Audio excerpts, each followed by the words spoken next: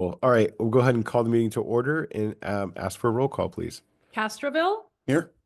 Sand City, Here. Marina Coast, Monterey, Here. Delray Oaks. We do have a quorum. All right, beautiful. And we'll go ahead and to item number 3, additions to the agenda. Anybody wish to add anything to the agenda? Not seeing any takers. All right, so we'll move on to item number 4, approval of agenda. Is there a motion to approve? So move. Second.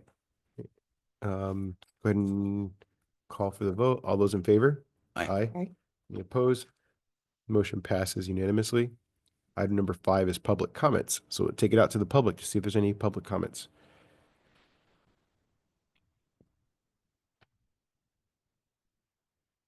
Not seeing any raised hands. Oh, It's almost. just Alma, so. Not just. It's the Alma. Hi, Alma, by the way. Love you. All right, we'll bring it back to the committee. Move on to item number 6, consider approval of Budget Personnel Committee meeting minutes from November 8th, 2024. Is there a motion to approve? I so move. And I will second. Been moved and seconded. We will take it out to public comment. Given that there's none, we'll bring it back to the committee for a vote. All those in favor? Aye. Any opposed? Motion passes unanimously. With that, we will move on to item number 7. Consider recommending rejecting all proposals received for the Enterprise Resource Planning System Replacement Project and recommend authorizing participation in the NASPO Volpoint Cooperative Agreement for Cloud Solutions for the purchase of Oracle NetSuite and implementation services in the not to exceed amount of 1.8 million. And with that, I will pass it to Frank. Yes, thank you. This item is with regards to our enterprise resource planning system. As you know, we are currently on Tyler Eden, and support for that ends in March 2027. And that supports all of our core business functions. So this is to replace that system and make sure we are up to date with software. So for this, we started soliciting proposals in August of 2024. At the time, we received 5 proposals, and the 5-year cost ranged from about 800,000 to a little over 7 million. So there was a wide range of proposals in that. 3 of the proposals were deemed responsive, and we held all-day demonstrations in October with Springbrook, Tyler Technologies, and Strata, who was representing Workday and SpryPoint. 11 staff members participated in the demonstrations and evaluations. And ultimately, we decided that those 3 proposals didn't best meet the needs of MOW. Also, around the same time in October, one of the original proposers, which was Oracle America, they notified Monterey One Water that they had new functionality in the product they proposed. And with that new functionality, they met our minimum requirements that their original proposal didn't have. Also, their software was available under the NASPO Cooperative Purchasing Agreement, which our procurement manual allows us to make use of. So after that occurred and we found that information out, we held an all-day demonstration in December with Oracle. And once again, we had about 11 staff members in that demonstration. Based on that demonstration, the evaluation committee felt that Oracle's proposal actually best met the needs for Monterey One Water. Some of the big strong points that they had was 24/7 support, 365 days a year if needed. Their data is stored within the geolocation of the United States. They have third-party integrations that they actually support that interface. It doesn't fall on us if there are changes that come down the line. And they have a really a large ecosystem for additional features if we so choose in the future. So with those being considered, we negotiated with Oracle on the scope of services and the pricing. The agreed upon pricing includes $432,071 for implementation services, one-time fee, a 5-year annual recurring cost of $125,610, So the 5-year total cost is $1,060,121. The NASPO agreement also includes an optional 3-year extension after that initial 5-year period for a one-time cost of $415,784.80. Along with these costs, we're also requesting a 25% contingency. If anyone has been through an ERP implementation, you know that there are oftentimes delays and stuff that was not foreseen when the project got started. So that's why we're requesting that additional contingency. So with that contingency and everything all together, the total 8-year cost is a not to exceed amount of $1,844,882.25. Sufficient funding has already been allocated in this current fiscal year and next fiscal year. And staff is recommending that the Budget Personnel Committee recommend that the board reject all proposals received as part of the Enterprise Resource Planning System Replacement Request for Proposal process. That's a mouthful. Authorize participation in the NASPO Value Point Cooperative Agreement for Cloud Solutions and Addendum MA number AR2487, and authorize the general manager or their designee to enter into a participating addendum and to execute an ordering document with Oracle America Incorporated for the purchase of Oracle NetSuite and implementation services in the not to exceed amount of $1,844,882.25. And with that, both staff and Scott Weir from Oracle are here to answer any questions you might have. Awesome. Thank you, Frank, for the presentation. Opening up for questions. Please.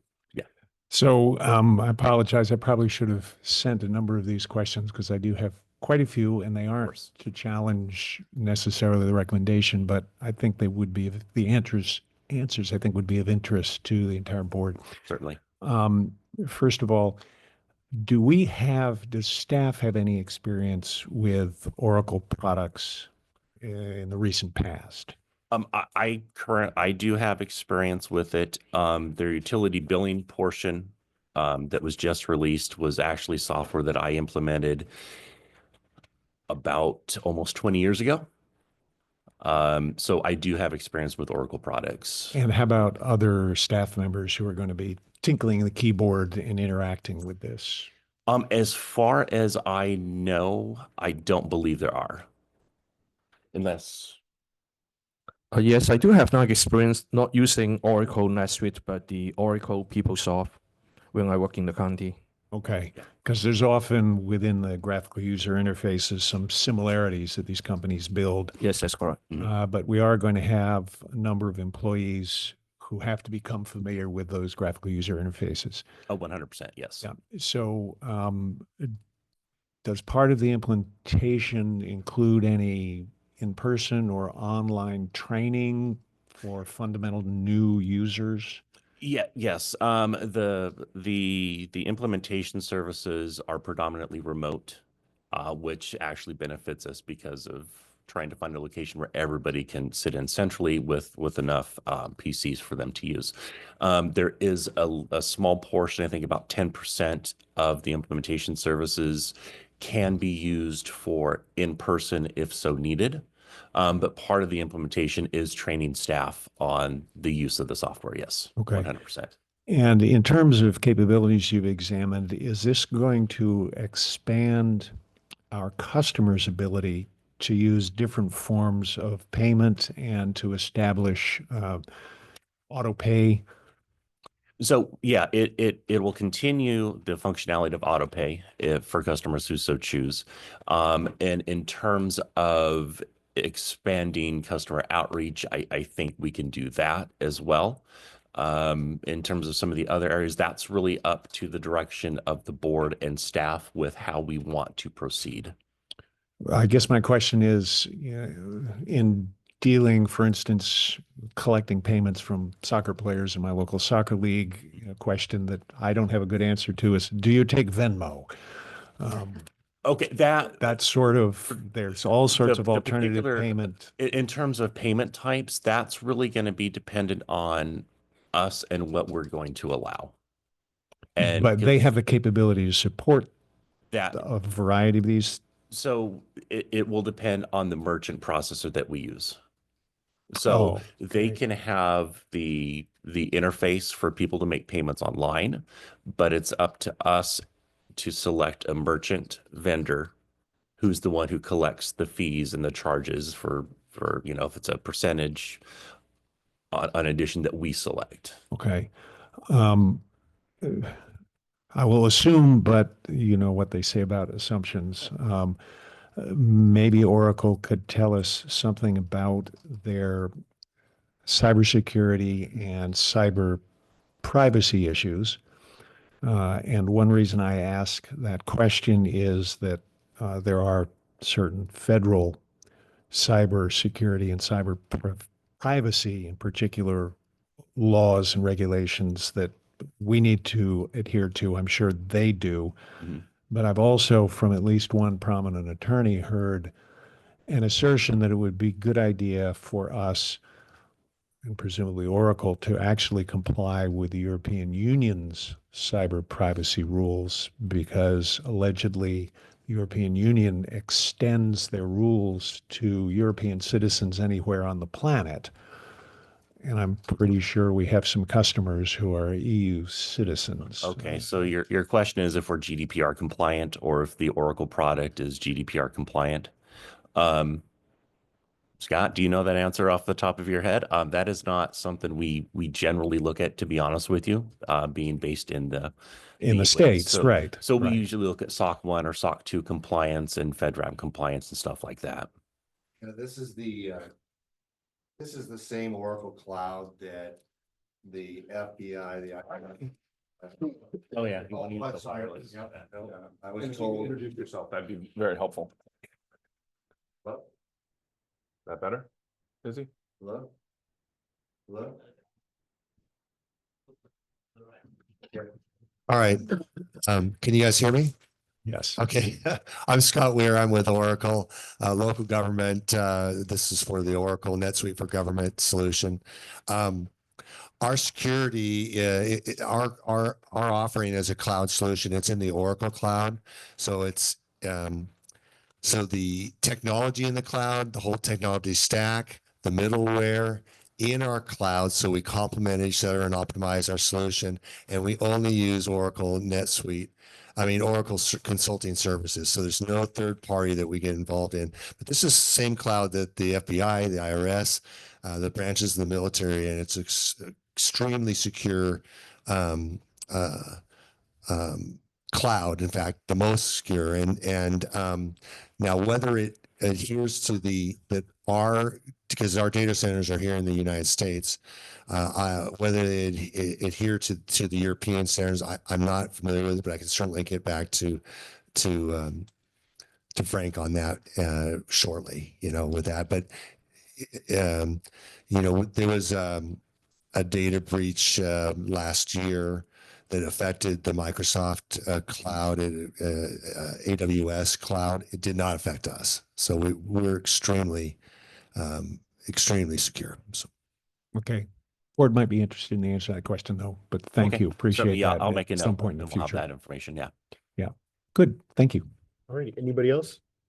Just maybe a couple questions, and so I'll go back to Director Moore's question regarding the training of employees. Mhm. Will that be ongoing, and for how long, or is there a set time for employees the training, and then we would have to pay for additional cost of training later down the road?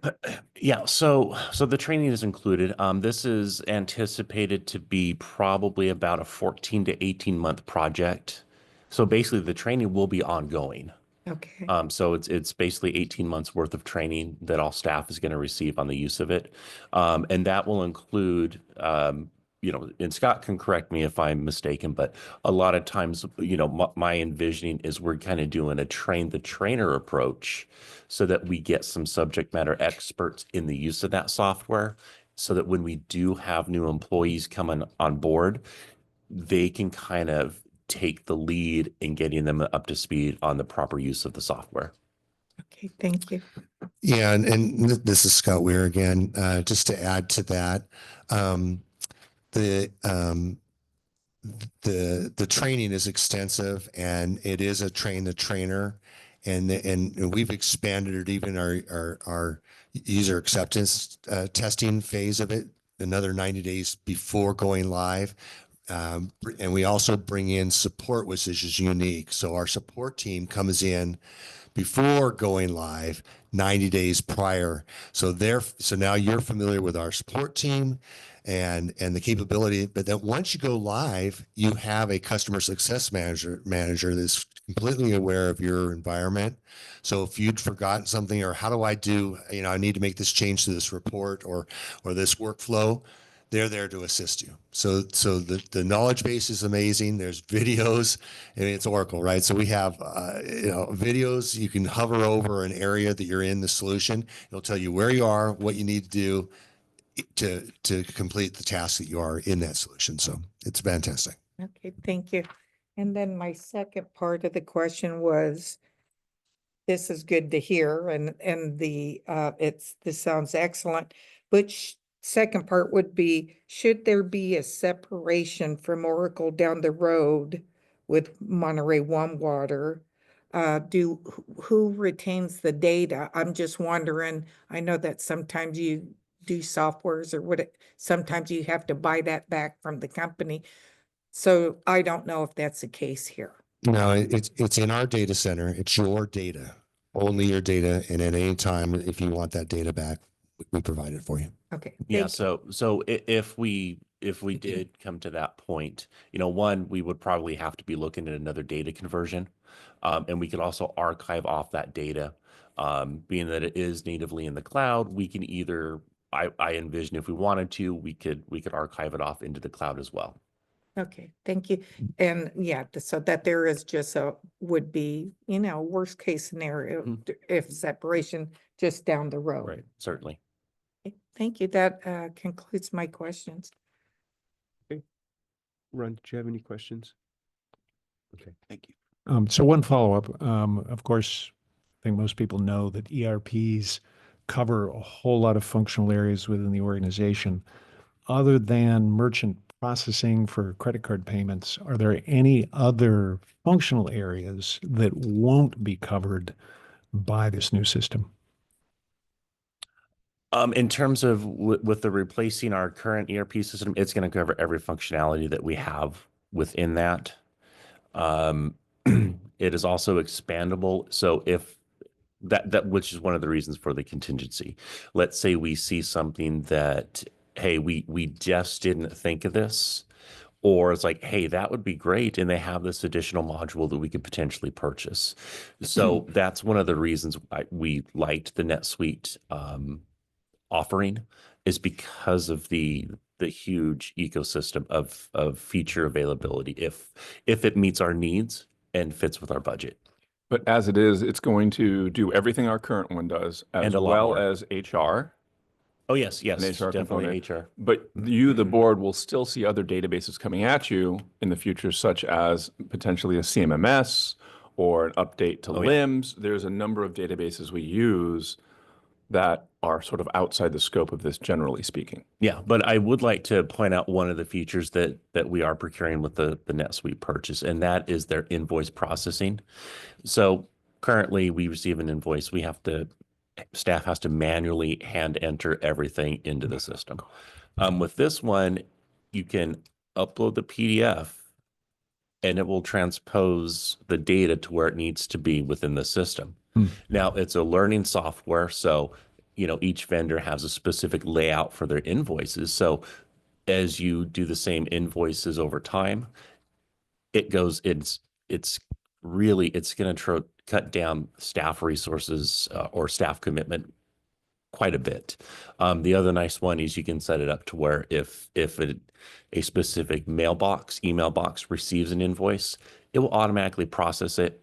And when you come in the morning, it's in basically a staging status or a review status. So in terms of prepping the agenda item for board consideration, it might be nice to have a table of what functional areas will be covered. And then of those functional areas that won't be covered, you've indicated there might be a possibility that Oracle either has or has in development at some point in the future, something that covers that functionality. So for things not covered, it might be useful to know what might be a possible future addition to Oracle, Okay. and then the things which they just don't do.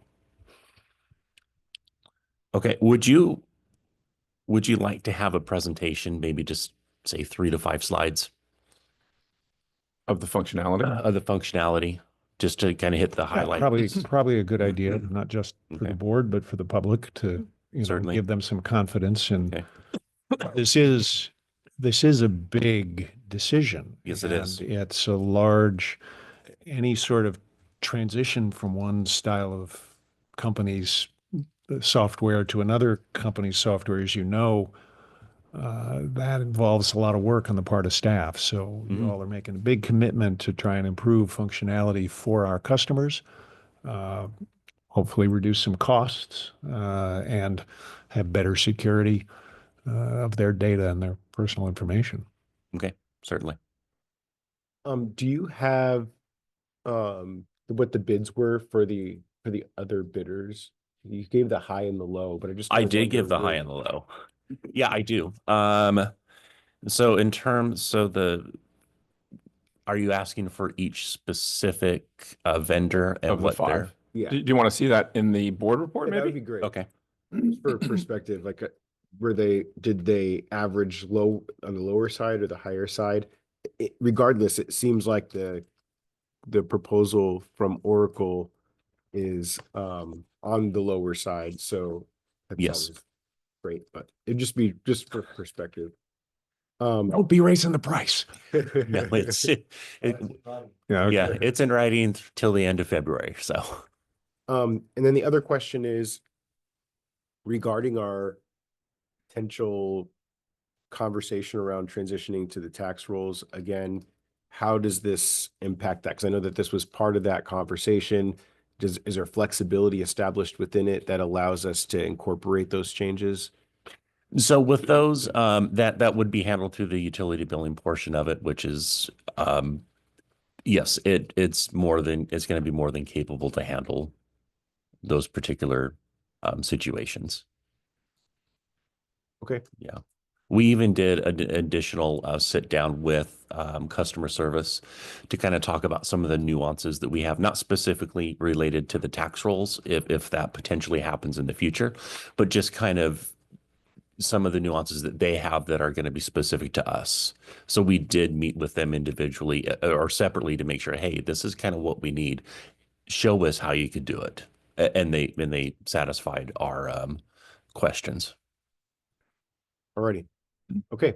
With that, Chair? oh, please go ahead. Yeah, and should that not happen, just saying, is there a way, I know I sit on one board for, know if I should bring it up. So I sit on one board where they do have like a contactless payments. And not everybody has banks accounts or are online. So what they did was they started a pilot project, and this is with MST, where they partnered with a credit card company or somebody to issue a card where they could, put money on that card for the people, making it easier. And I was wondering if that might be just maybe something that, not that it's on the agenda, but just because we're talking about this here, something at that type, something to fall back on should, to make things easier for our customers. So, So it certainly seems like there's a number of questions on payment options, whether it be tax rolls, Venmo, or something like you're referencing, Marianne. So we can certainly address that at the board meeting, the capabilities of Oracle or who we're going to connect with later on too. Yeah. Any questions that you guys would like us to answer, we will be more than happy to explore any options that we have. And obviously, we would make sure if there's any changes that we need for any regulations that we have, we would bring those to you as well. For instance, I know we if we accept a credit card payment, you know, the 1.2% or 1.9% fee or whatever, we don't accept that. We pass that on to the customer when they're paying. So if there's any additional fees like that, we would have to look into that as well. Yeah, and I don't want to be like a dead horse down, and I feel sorry for Mike and the staff, what we went through last year, just looking at, you know, if there are possibilities, should things not go through, that to make it easier for staff and for customers where, you know, if it could be implemented with the software. 100%. Perfect. Thanks for the lively discussion. Let's go ahead and go out to the public and see if there are any public comments.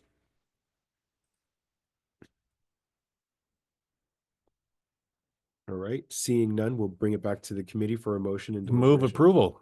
For a second. Second. All right, it's been moved and seconded. Any other discussion?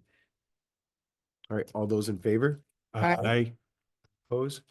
Motion passes unanimously. We'll move on to item number 8, staff reports. Thank you, Oracle, for your partnership. So just really quick, number one, Happy New Year. It's good to get back into things here. I'm going to ask Tammy to update us on an event that started last Saturday at the Seaside Pump Station. I briefed Ron about it a little bit. Normally, as you well know, things happen every day, all times of the night, and the staff handles it and they do a great job. When there's been more significant ones, sometimes I'll bring it to the board's attention. So I'm going to try to get something out to email y'all. But there was an event electrically at the Seaside Pump Station that caused some damage and increased our workload in making sure that we have power, backup power, and can try to fix this thing. So with that, I was just hoping, Tammy, you could give an overview. Right. So you guys all know that we're in a big project to improve the Seaside Pump Station. Well, we missed it by a few months. So there was some sloughing off of some corrosion that actually shorted the bus duct. So we lost utility power. And when we lost utility power, we have 2 generators that are backup. So we went on generator 1 to power the station. And then there was a coolant leak that we had to shut down generator 1 and fix the leak. And so we went to generator 2. Well, when we tried to transfer back to generator 1, there was an issue with generator 1. It wouldn't close. So now we didn't have a backup generator. We were running the station on generator 2. So we got a rented generator, 1,000 kilowatt trailer mounted generator. And so that's on site as our backup. In the meantime, in case we lose both of those, we have a bypass set up. And so originally we had a 10-inch pump, but it wouldn't quite handle all the flow of Seaside. And so to make sure we handled all the flow, we added the 6-inch flow or pump. And so we basically have both of them staged, ready to take over in case we lose power. In the meantime, Daryl and his team have done a phenomenal job. They've got a bus tray out of south of Gonzales, and they got that delivered. We've ordered some cable that will be delivered, and it was shipped out of Chicago yesterday or today and will be here midweek. In the meantime, we had a contractor dismantle everything that got ruined, and so that's ready for the new materials. Now, PG&E has to test their transformer to make sure it's viable. If it is indeed viable, once the cable is there, our team with a contractor will take 2 days and hook up and get back on utility power the earliest next weekend. We have field maintenance mechanics going to the station around the clock every 8 hours. We have our operators watching SCADA very closely, and that's what we are dealing with right now. And if I may add, so the earliest we would be on utility power is next weekend. However, depending what PG&E says about the transformers, it could be much longer that we're operating in this mode of generators and people checking every 8 hours. Just, we're still figuring stuff out. Okay, so just so the public knows, this is, my memory serves me right, the pump station on our force main, which delivers all of the wastewater we collect from PG and most of Monterey Mhm. further north to our treatment facility. So it is a absolutely must-have, must-operate 24 hours a day, 365 days a year piece of our infrastructure. Since we've got, and great that we have all these backups and you've been able to put in additional backups and we got a bypass potentially ready to go. My question is, I've heard various folks in construction and infrastructure industries say that PG&E sometimes takes their sweet little time doing things. Are we confident that at least with respect to this project, given its public essentiality, that PG&E is going to cooperate and be quick at testing, validating, whatever it is they have to do to get this back on utility power?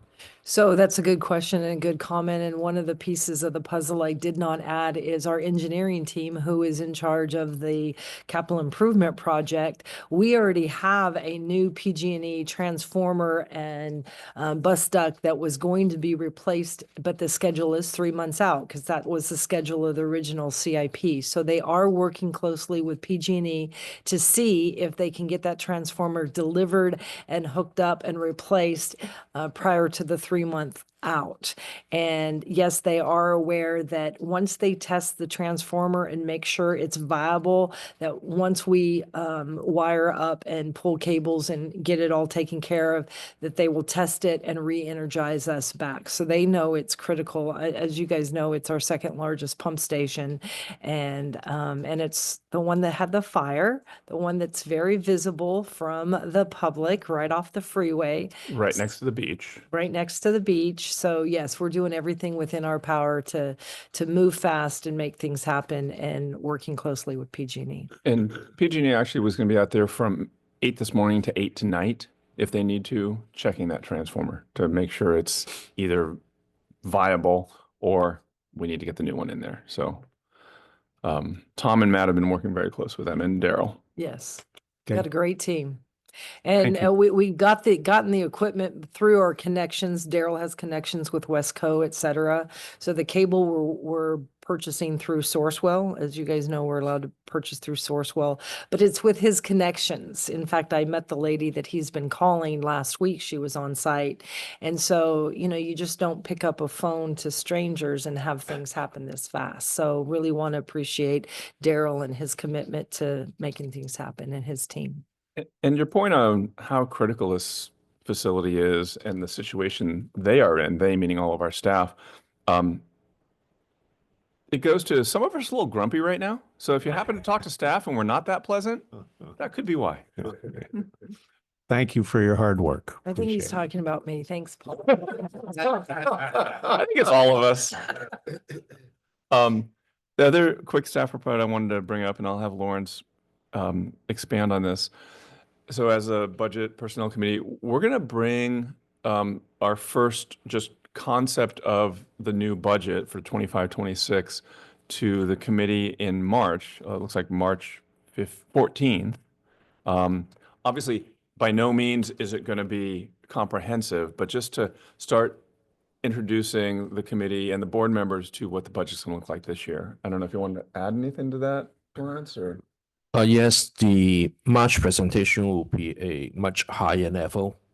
So because right now we're still doing a lot of like a reconciliation for the current fiscal year. So we'll have a more comprehensive model ready by the month of April. Just want to engage the board throughout the budget process, give you a monthly update until we finalize the budget in June or May. And that's all I had. Anyone else?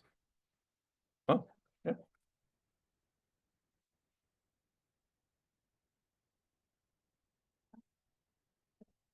Doesn't sound like it. All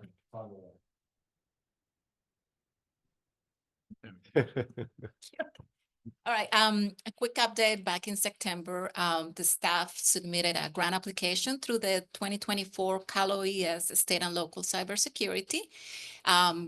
Christmas Eve, we received the good news that our application has been selected for an award. So we are working with Cal OES to finalize this award in the amount of $200,000. And this is going to help us develop a cybersecurity plan and perform some tabletop exercises and cybersecurity focused training. I think Frank can provide more information if there are any questions on this. Thank you for that update. That's awesome. Congratulations. That's a good Christmas gift. Yeah.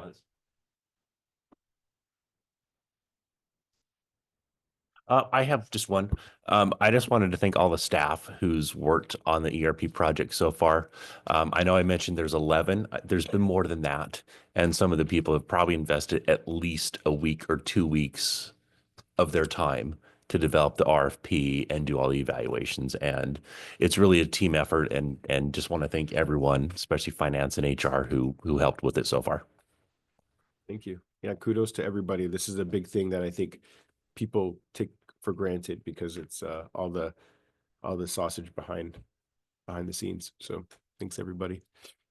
All right, with that, we'll go to committee member comments and reports. Nothing. Nothing. Please. So since we didn't have a board meeting in December, I just want to acknowledge that if our assistant general manager is at all grumpy, there could also be some residuals from, I think it was December 12th or so, when we lost power for a couple of days in the area. And I'm sure she had, amidst her Christmas shopping, a little pressure there to ensure that all of our systems kept operating appropriately. And as far as I know, every time I took a shower, the water went away and got processed. So kudos to staff for that excellent work back in December.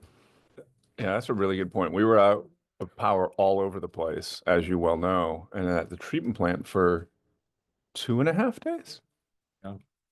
Yeah. We had power so fast, I just remember the last 48 hours.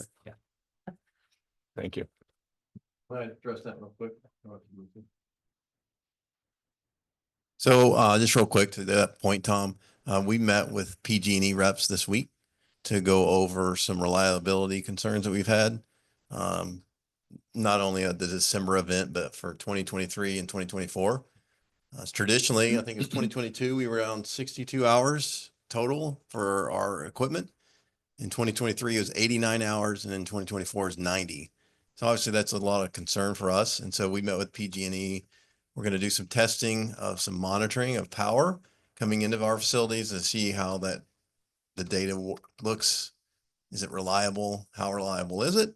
And then looking into a back tie, basically a loop system that could bring power from another direction. So that happened this week, and we were really pleased with some of the results with the meeting. We'll just see if they can continue to deliver on what they said they were going to do by the end of the month. Okay, good. Thank you. Yeah, I just wanted to mention, I briefly saw an article, I think it was in the weekly, regarding Monterey One Water and the region. So just bringing it up on new reliable power. Throwing it in there with all this loss of power, but Yeah, it was nice. The Weekly did an article. I actually haven't read the whole thing yet, on our food waste coming into the digesters and potentially moving on towards renewable natural gas. I think generally speaking, in my discussions with David Schmaltzy, reporter, he had a good understanding. I know our staff sent a bunch of information to him beforehand, so it is pretty exciting though. All righty. And you're good? Okay. All right. With that, we'll go ahead and adjourn. Thank you, everybody. Thank you.